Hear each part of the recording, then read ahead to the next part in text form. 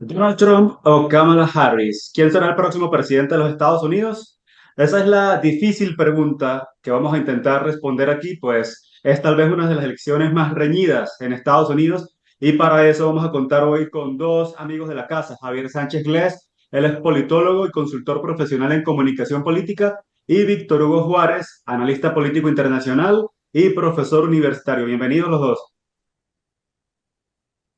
Muchas gracias, encantado de saludarles y gracias por la invitación. Muchas gracias y un placer. Aquí estamos. Vamos a empezar hablando tal vez un poquito de los números, ¿no? Porque hasta el momento lo que tenemos son estas encuestas que hablan casi todas de un empate técnico. Está también las casas de apuestas, sí se inclinan mucho a favor de Donald Trump. También está ya el voto anticipado. Ya vemos hasta hace unos minutos que pues he revisado, ya más de 52 millones de estadounidenses han votado, indican lo que vemos en ese voto estadounidense y anticipado también está muy cerrado. Hay un 41% de demócratas que ya han votado y 40% de republicanos. Entonces, para ustedes, ¿cuál cree que podría ser el escenario para este 5 de noviembre? Comencemos a ver con Javier, luego vamos con Víctor Hugo. Bueno, como tú bien dices, las encuestas nos indican que está todo muy cerrado y que todo está en manos de los 7 estados llamados los swing states: Georgia, Carolina del Norte, Michigan, Wisconsin, Arizona, Nevada y Pensilvania. Estos 7 estados son los que van a decidir quién es el presidente. Incluso en estos 7 está la elección, por lo que nos dicen las encuestas, muy apretada, entre 51-49, 48-47. Yo creo que ahora mismo, tal y como están las cosas, quien diga que sabe quién va a ganar, miente, porque no, yo creo que nadie sabe. Las encuestadoras están demostrando incapaces de saber y de predecir lo que va a ocurrir. Y yo creo que hasta la próxima semana no vamos a saber nada con certeza. Víctor Hugo. Sí, desde mi perspectiva, creo que este es un momento crucial y fundamental para la recta final de las campañas. En ese sentido, como coincido con el enfoque de lo apretado que está la disputa por los estados claves también y los estados que van a ser un factor decisivo. Por eso es muy importante los temas que coloquen en la agenda cada una de las campañas. Entonces, en ese sentido, creo que es fundamental tratar de ir tomando o adjudicando ese voto independiente que pudiera también jugar un factor clave en lo identificado que se sienta con cada uno de los discursos, y el discurso menos radical y el discurso más mesurado y más que se ajuste a las soluciones prácticas que busca el votante va a jugar el factor decisivo en la noche del próximo martes. Lo que dijo Víctor Hugo ahorita me llama la atención, ¿no? El que sea menos radical. Y tal vez vemos, por ejemplo, en el caso de ambos, tanto Donald Trump como Kamala Harris escogieron uno un poco más con posiciones muy similares o un poco más en el caso de Kamala Harris, más a la izquierda de ella, como en el caso de Tim Walz, o en el caso de Trump más a la derecha de él, en el caso de JD Vance, ¿no? Creen que tal vez ambos están apostando por su voto duro y ninguno de los dos ha apostado por ese voto moderado de centro. Javier. Sí, yo creo que hay algo importante aquí que yo lo mencionaba en el artículo de esta semana en Pan Am Post, y es que no es Sí. solo a quién logran atraer ellos a través de sus propuestas, sino la reacción que provocan con aquello que hacen y aquello que dicen. Y creo que esto es especialmente significativo en la campaña de Kamala, que según creo yo ha activado a la campaña de Trump más que la propia campaña de Trump. Si vemos las últimas 5 semanas de las encuestas, tras el nombramiento de Kamala tuvo una subida lógica y esperada porque obviamente movió todo el escenario de campaña, pero en las últimas 5 semanas, cuanto más ha salido Kamala, cuanto más ha sacado a Obama, cuanto más ha sacado a Michelle, cuanto más ha sacado a Bruce Springsteen y Beyoncé, la campaña de Trump, mi sensación es de que ha subido, porque ha activado ese voto anti-Obama, que fue el que en su momento ya le llevó a la presidencia hace 8 años, si no me equivoco. Por tanto, creo que estamos en un momento en el que se activa más el en contra que el a favor. También lo hemos tenido en estas últimas 48 horas con ese desliz hacia los puertorriqueños que hubo en el acto de Nueva York Sí, de Trump. ya vamos a hablar Como, de eso como que también. algunos, como que tengo la sensación de que más que activar a favor, que los dos bandos han activado ya a toda la gente que tienen a favor, están en un momento en el que activan a la contra. Gente que va a votar en contra de que vuelvan las políticas de Obama o gente que va a votar en contra de Donald Trump porque así se ha metido con los puertorriqueños. ¿Podría haber un efecto gaseosa como ese que usted mencionaba en el caso de Xochitl Gálvez en México? Sin duda, Kamala es otro ejemplo claro de efecto gaseosa, porque yo creo que en las encuestas hace 5 semanas estaba 3, 4 puntos arriba. Después de su nombramiento tuvo un efecto gaseosa de que parecía que se iba a comer el mundo y que iba a ganar la campaña fácilmente y resulta que no, que poco a poco, según ha ido saliendo, según se la ha ido conociendo y se ha ido viendo que había un vacío de discurso por un lado y unas políticas continuistas respecto a la administración Biden por otro, pues como poco a poco ha ido bajando y además no solo eso, sino que ha activado a gran base de los votantes de Donald Trump. Sí. Víctor Hugo. Yo creo que en el caso de Kamala Harris, como lo dicen, sí realmente comenzó con un empuje cuando asume la nominatura o cuando asume formalmente la campaña, pero sus apariciones públicas, sobre todo en entrevistas muy determinantes en canales de gran influencia, de gran audiencia en Estados Unidos, cuando se le pregunta por el tema del continuismo, cuando se le pregunta específicamente por temas en materia de política interior, si bien en el debate tuvo una presencia importante y logró tener un impacto positivo en la campaña, posterior a ello, esas apariciones ya como más directas, como más específicas, en entrevistas muy puntuales, se evidencia también un poco la falta de experiencia por parte de la banderada demócrata, contrario al tema de Trump, que por ejemplo, sigue dándole mucha fuerza a nivel discursivo al tema económico, que es un tema que con datos muy concretos se evidencia también un punto a favor de la campaña del opcionado republicano. Entonces creo que Kamala comenzó muy bien.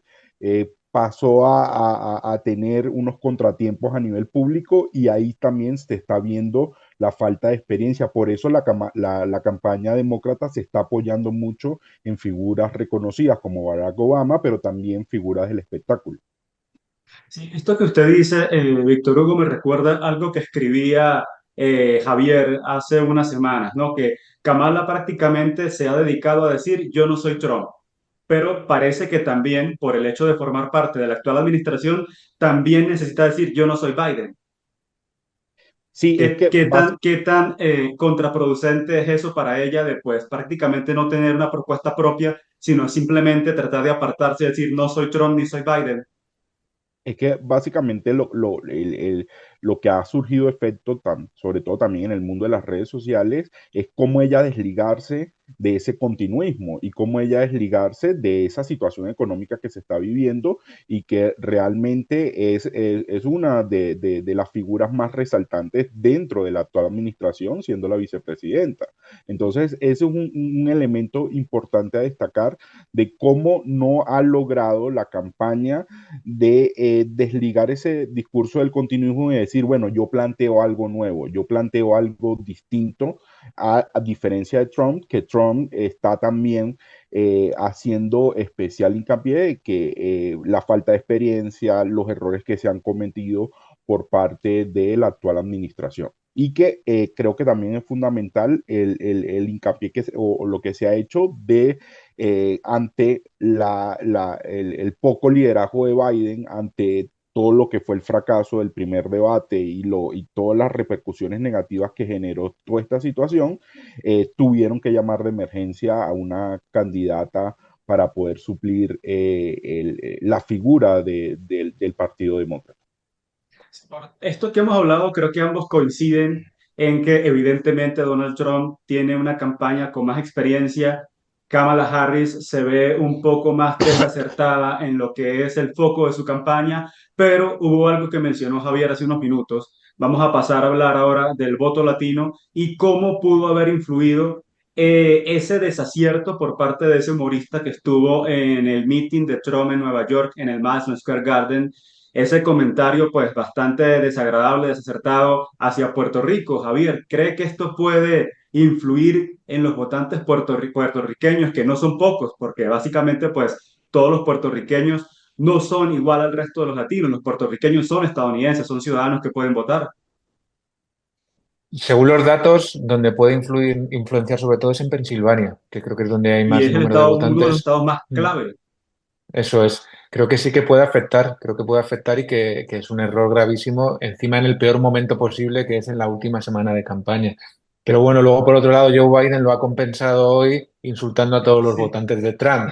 Por lo tanto, en sí. estos días que quedan de campaña, creo que todavía se pueden mover las cosas y que puede afectar a Trump, pero que también por otro lado creo que tiene tantos votantes latinos por el otro lado que puede compensar, porque según casi todas las encuestas, el voto latino gana a Donald Trump. Con lo cual, bueno, puede afectar en Pensilvania, que es uno de los 7 estados donde más hay cosas en juego, pero bueno, creo que no va a ser tan decisivo como podría parecer y queda, afortunadamente para Trump, le queda una semana y pueden pasar todavía algunas cosas.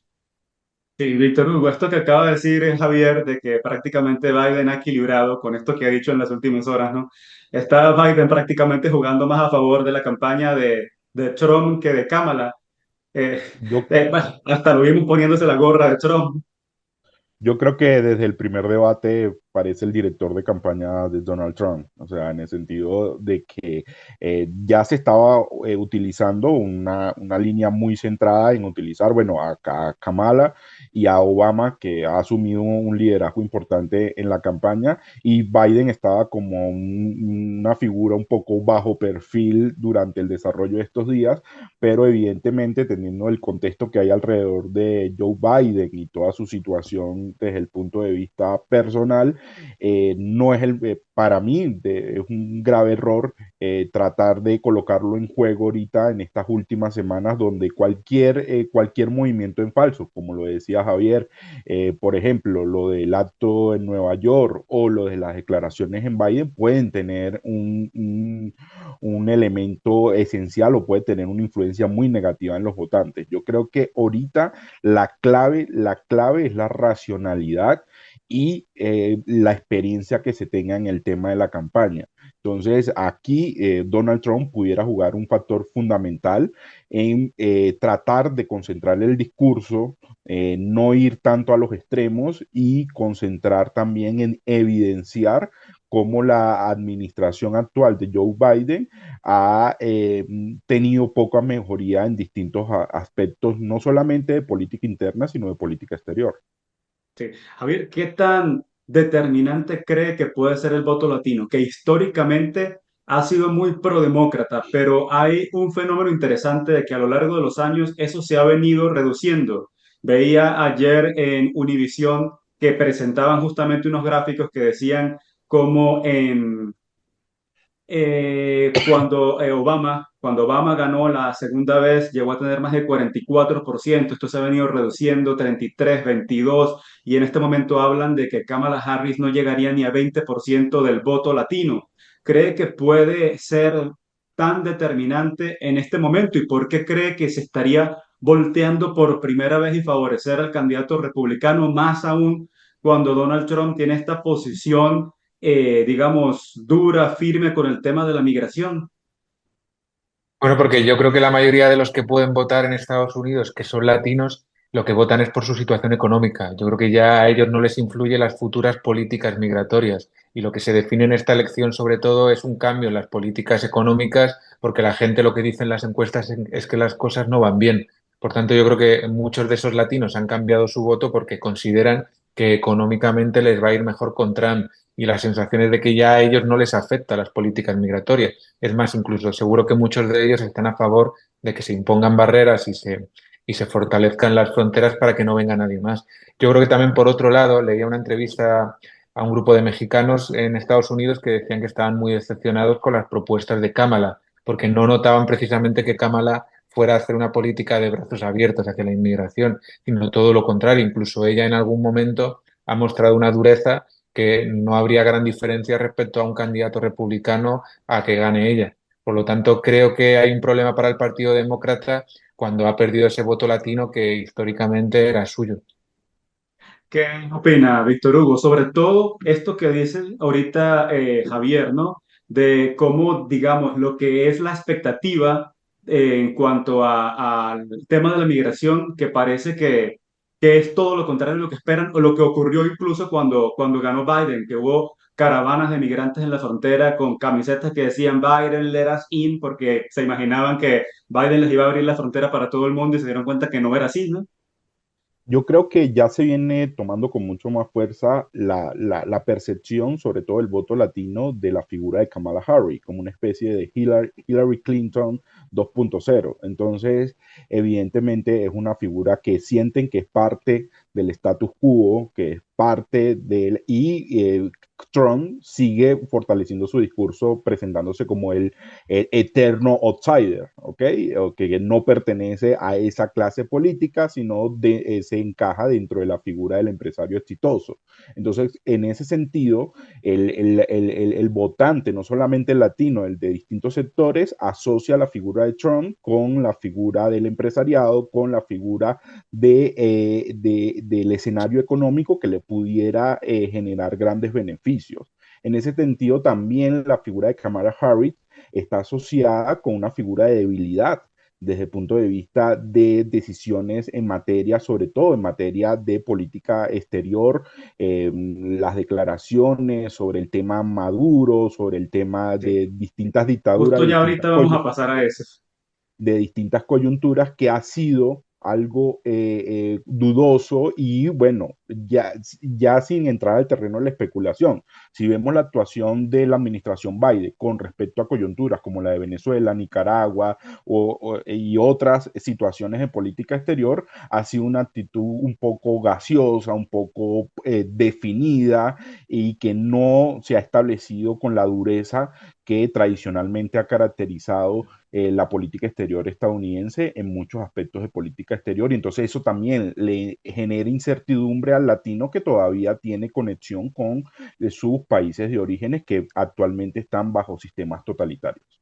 Sí, para cerrar el tema del voto latino, antes de que pasemos a lo que ha pues adelantado ya Víctor Hugo, ¿no? Todo este tema de política exterior y el tema de Venezuela, ¿creen que realmente existe un voto latino como tal, homogéneo, como se maneja en Estados Unidos? Porque tal vez podríamos ver, pues he leído quienes coinciden o dicen que no podría tratarse de esta manera el voto latino, como por ejemplo, no es lo mismo, no son lo mismo los intereses de los mexicanos, centroamericanos, que son la mayoría en California, en Texas, o cubanos y venezolanos, que son la mayoría en Florida, o puertorriqueños y dominicanos en Nueva York, por ejemplo. Javier, Víctor, ¿qué opinan?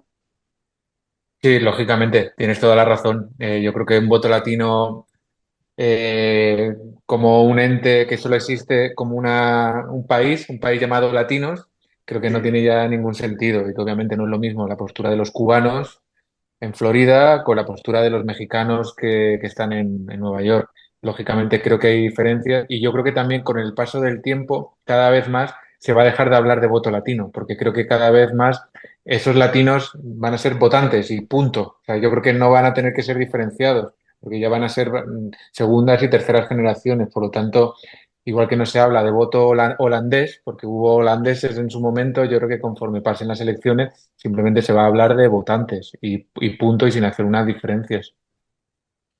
En mi caso, creo que el voto, ver como una tabla rasa, como una generalidad el voto latino, es un gran error desde el punto de vista hasta sociológico, cuando uno va a fondo dentro de la sociedad norteamericana, porque ellos pasan ya también, o el sector latino pasa a integrarse dentro de toda la estructura social del ciudadano común estadounidense y pasa también a tener un rol de liderazgo en los espacios políticos, en los espacios de participación política. Entonces, no nos extrañe también que esta generación de latinos de distintas nacionalidades ya pasen a tener un rol de responsabilidad política en los distintos estados. Y creo es que a eso se le está apuntando, porque es que ya yo como latino no me veo como tal, sino como me veo como ciudadano estadounidense y pienso a tener ya mi estructura de valores, mi estructura de principios,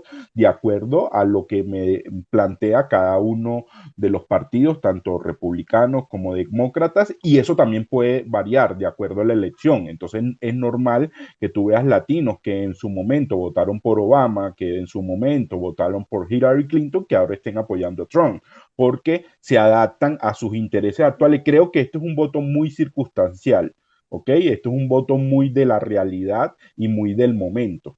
¿Ok? Entonces, esto va a poder cambiar y de acuerdo a las generaciones vemos que ya los latinos van a tener una mayor participación directa en el hecho político.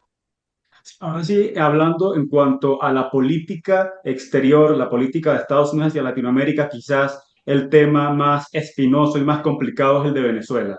Justo cuando acaba de ocurrir, pues, un fraude descarado, bastante, pues, eh, eh, puesto sobre la mesa, tanto por la ONU, por el Centro Carter, ¿no? Y tal vez la posición de la administración Biden ha sido muy débil, pero tampoco hemos visto a Trump como candidato hablando mucho del tema, sino que más bien se ha centrado en el tema de la migración y en los delincuentes que entran por la frontera y pues aquí tal vez ha metido a todo el mundo en un mismo saco y ha habido tal vez ese tema que tal vez no ha sido muy bien manejado por ambos candidatos. ¿Qué opinan?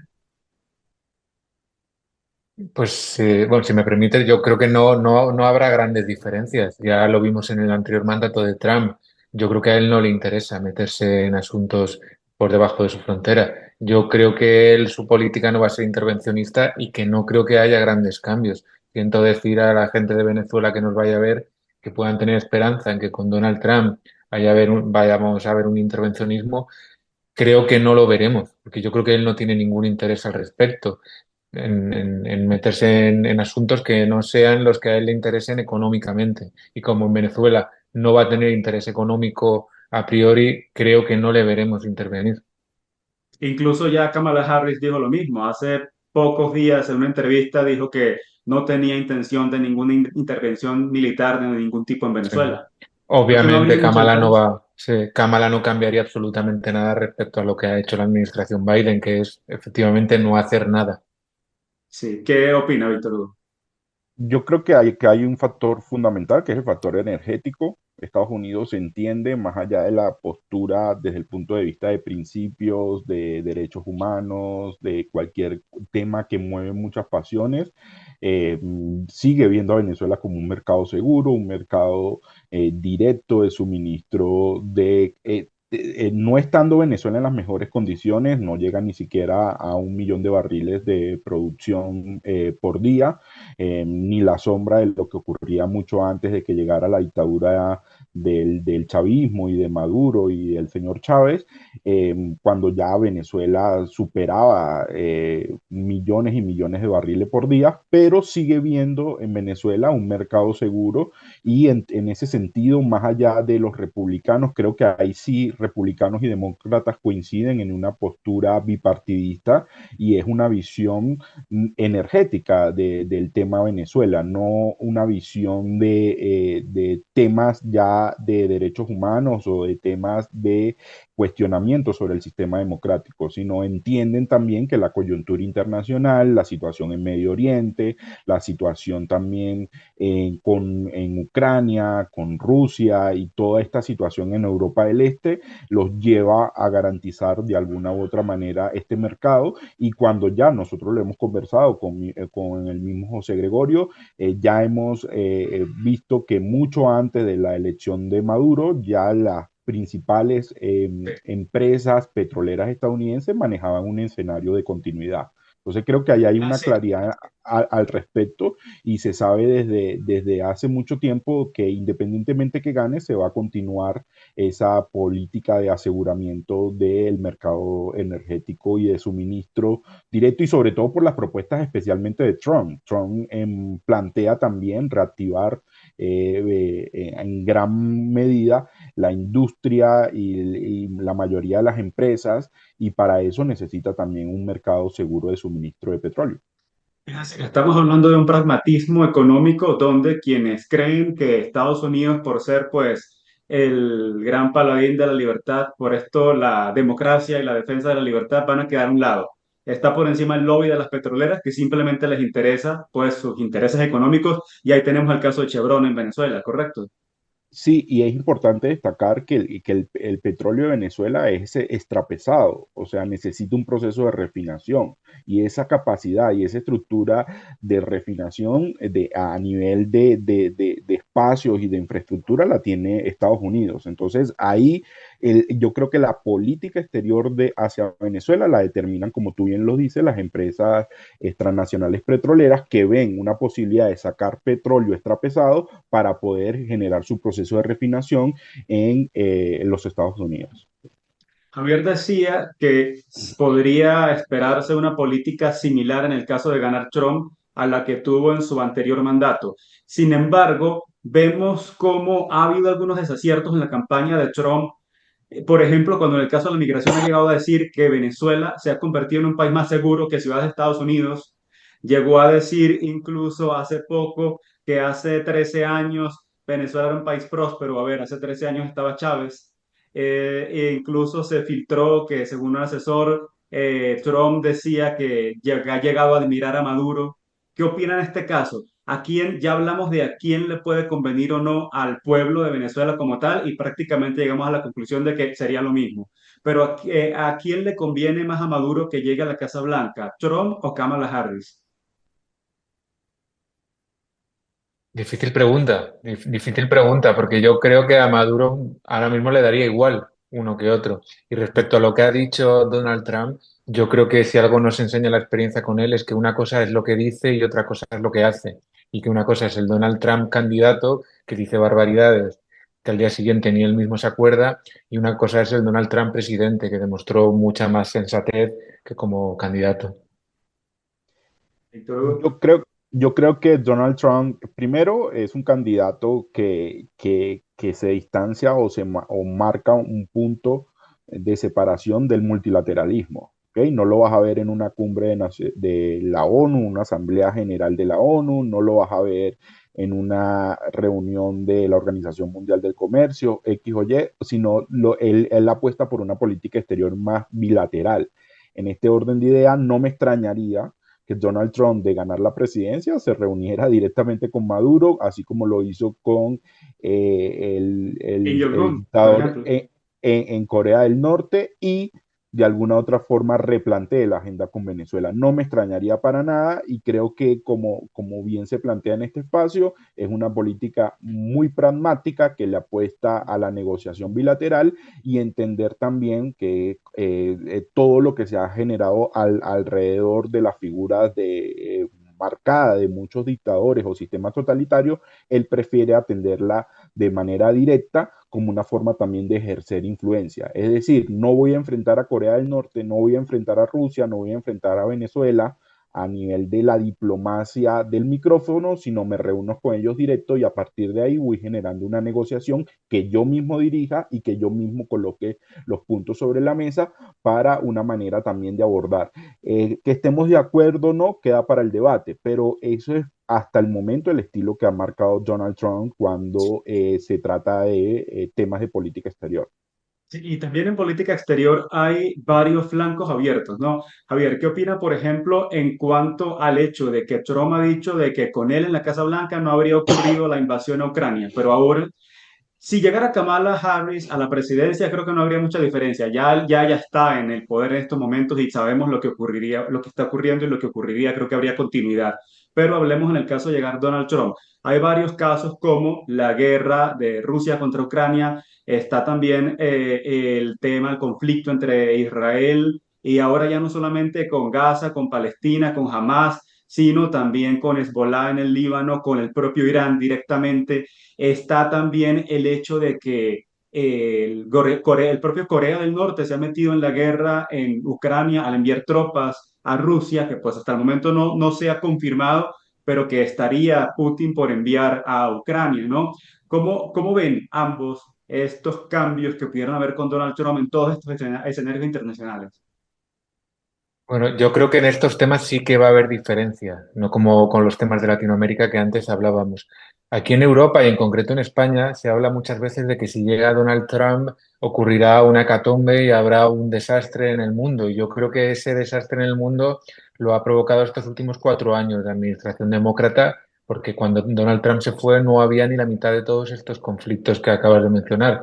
Y yo creo que esa es una diferencia que se va a notar. Él ha dicho que en 24 horas soluciona lo de Ucrania con Rusia y obligará a Ucrania a negociar y posiblemente sea la única solución, nos guste o no, y debatamos sobre si Ucrania tiene derecho a defenderse o no, pero lo que es evidente es que prolongar en el tiempo esa guerra no lleva a ningún lugar. Por lo tanto, creo que ese primer cambio se va a notar. Respecto a Israel, la política demócrata con Israel ha sido completa, una demagogia y una doble moral absoluta en el cual dicen una cosa y luego hacen otra. Creo que con Donald Trump posiblemente Estados Unidos apoye sin fisuras a Israel y eso provoque también un cambio de escenario. Yo creo que en estos lugares sí se va a notar mucha diferencia respecto a la administración Biden y mi sensación ya, opinión personal, es que posiblemente sea para mejor, porque en su momento el mundo era un lugar mucho más tranquilo con Donald Trump, a pesar de que parecía que iba a llegar esa hecatombe y ese desastre total. Y parece algo sorprendente, pero la figura de Donald Trump en materia de política exterior es un sinónimo de estabilidad y entonces Eso es. de sostenibilidad en el tiempo y solamente la figura de él y su presencia en reuniones directamente en este tipo de coyunturas evidentemente garantiza un espacio donde él pueda tener un protagonismo importante. Entonces, en ese sentido, vemos que la actual administración ha sido muy poco efectiva en lo que es la participación directa, entendiendo también de que la administración Biden ha tenido varios frentes en donde no ha dado una respuesta efectiva. Y eso también tiene un efecto para el voto del ciudadano común norteamericano. Y creo que Trump lo llevó así en el sentido de que se asocia dentro de su línea discursiva la estabilidad en materia de políticas exterior es sinónimo también de seguridad nacional. Entonces, en la Bueno, sí, sí. medida que él garantice seguridad, estabilidad en la política exterior, regularice el tema de Ucrania, regularice el tema de Medio Oriente, Estados Unidos va a estar más seguro internamente. Entonces, Y por creo último, en que materia económica, sí, en último nos quedan poquititos minutos. En materia económica, bueno, con Trump vimos la economía en Estados Unidos, pues le fue muy bien, excepto cuando llegó la pandemia, ¿no? Pero se habla mucho que los mercados reaccionarían de una manera negativa ante un triunfo de Donald Trump en el corto plazo. Sin embargo, en el largo o mediano plazo, ¿cómo sería con Kamala Harris, que ha demostrado tener unas políticas intervencionistas muy estatistas, muy a la izquierda? Sí, Javier.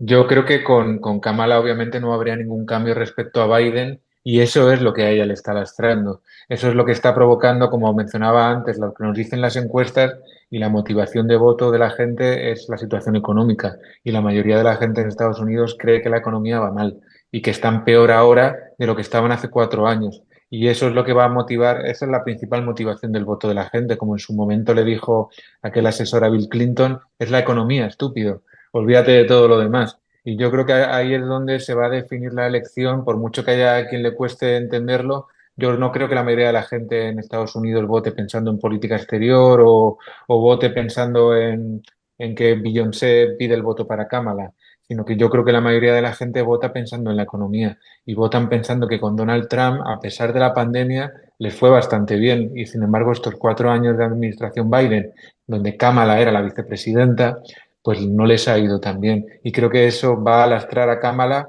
sin ella ser culpable, porque lógicamente quiero decir que, bueno, que hemos sido muy críticos con ella, pero es que tampoco podía hacer otra cosa, porque al final ella es vicepresidenta de ese gobierno durante estos 4 años. Sería absurdo que ella dijera ahora que va a hacer completamente lo contrario a lo que se ha hecho. Por lo tanto, creo que ella paga esa herencia de la cual no es totalmente culpable y no podía hacer otra cosa. Sí, Víctor Hugo, tenemos menos de un minutico. Creo que esto lo define lo económico y básicamente la propuesta de Trump, sobre todo de reactivar las empresas alrededor de la zona fronteriza, expulsar las empresas de China y evidentemente concentrarse en reactivar todo lo que se había generado en su primera administración. Creo que es un punto fundamental en devolver el trabajo a los norteamericanos y creo que eso obtuvo una gran influencia positiva en muchos votantes, sobre todo en el primer debate donde hizo fuerza en el tema de la reactivación del empleo a través de todas estas empresas, estas transnacionales, que muchas, sus casas matrices están fuera de Estados Unidos y van a regresar a Estados Unidos.